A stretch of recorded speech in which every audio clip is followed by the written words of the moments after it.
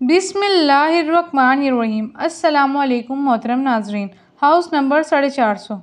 हफ्ते की रात हम तीनों बहनें रात देर गए तक जाग रही थी। यही कोई रात के 2 बजे होंगे। ऐसा लगा बाहर टीवी लाउंज से बातों की आवाज़ आ रही है। इस वक्त कोई हो सकता है। हम बोलते हुए कमरे का दरवाज़ा खोलकर जैसे ही बाहर आए तो ऐसा मालूम हुआ जैसे ये बातों की आवाज़ बावर्ची खाने से आ रही थी। बावर्ची खाने में हमने झांका तो वो काली बिल्ली सामने काउंटर पर बैठी नजर आ रही थी।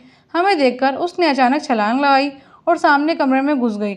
हम अभी समझ ही नहीं पाए कि हुआ क्या है। फिर हमारी नज़रें सामने चूल्हे पर पड़ी। ऐसी खुशबू आ रही थी जैसे कुछ पक रहा है। मेहदीन ने आगे बढ़कर चूल्हा बंद किया। हम तीनों ही घबरा गए थे। इस बात का जिक्र हमने अगले दिन अम्मी से किया, जिस पर वो उल्टा हमें ही डांटने लगी। जल्दी सोया करो तुम लोग। इतवार को खाला अपनी फैमिली के साथ हमसे मिलने आ गई थी। रात देर तक वो अपने घर गई तो नीचे टीवी लाउंज में रखे तख्त पर बैठे हम तीनों बहनें और अम्मी बातें कर रहे थे, जबकि अब्बू और हारिस सोने जा चुके थे। अम्मी की नज़र लाउंज से जाती सीढ़ियों पर पड़ी। अरे अलीना बेटा, ऊपर देखो, कोई बच्चा रह गया। खाला के छोटे छोटे बच्चे थे, काफ़ी शरारती थे। अम्मी को लगा कोई बच्चा ऊपर ना रह गया हो। अम्मी की बात पर हमारी नज़रें भी ऊपर की जानिब जाती सीढ़ियों पर उठी तो दीवार पर छोटे बच्चों का साया नजर आया।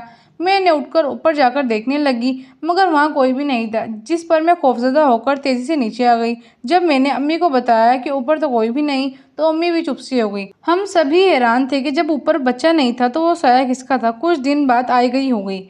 हम सब घर वालों को कज़न की शादी में इस्लामाबाद जाना था।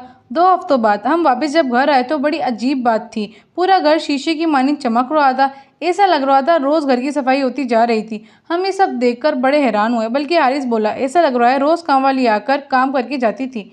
मैं मुँह धोने के घर से गुसल खाने में गई तो गुसल खाने का गीला फर्श देखकर मुझे हैरत का झटका लगा। ऐसा लग रहा था जैसे किसी ने गुसल खाना इस्तेमाल किया था, फिर तो ये मामूल बन गया था। घर के फर्द घर से बाहर होते तो गुसल खाना भी इस्तेमाल होता था और बावर्ची खाना भी रात गए तक खड़पड़ की आवाज़ों से गूंजता रहता।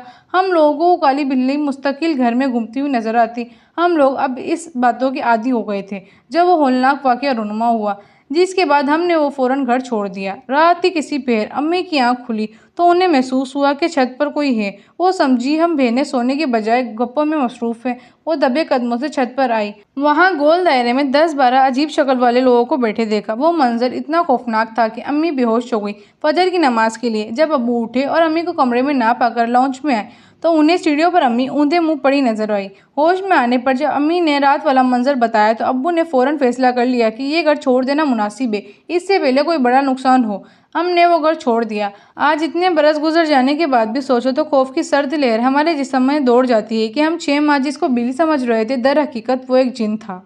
जी तो मोहतरम नाजरीन, ये थी हमारी आज की कहानी। उम्मीद है आप लोगों को ये कहानी पसंद आई होगी। अगर आप लोग चाहते हैं कि इसी तरह की इंटरेस्टिंग कहानियाँ आती रहें तो आप लोग मेरे चैनल को सब्सक्राइब कर दें। वीडियो अच्छी लगी हो तो लाइक, शेयर एंड कमेंट ज़रूर कीजिएगा।